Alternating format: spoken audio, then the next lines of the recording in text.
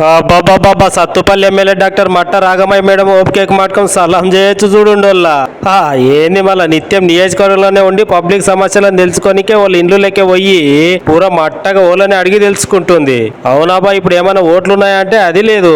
ఏం లేకున్నా మేడం కోట్లేసి గెలిపించిన మంది ఎట్లున్నారు, వాళ్ళకి ఏమైనా తిప్పలు ఉన్నాయంటే మేడమే డైరెక్ట్ గా ఇల్లు తిరిగి వాళ్ళకున్న సమస్యలను తెలుసుకుంటుంది. ఇక ఇవాళ సత్తుపల్లి టౌన్ లోని 8-9 వార్డులోని ఎన్టీఆర్ కాలనీలకు పోయి అక్కడ మందిని వలకరించి అస్తంపాటి సర్కార్ పథకాలని చెప్పుకుంటేనే సర్కార్ పనితనం గురించి ఓలని అడిగి తెలుసుకుంది. ఇక వాళ్ళు ఉండి ఇగో ఇట్లా చెప్పుకొచ్చిండ్రు.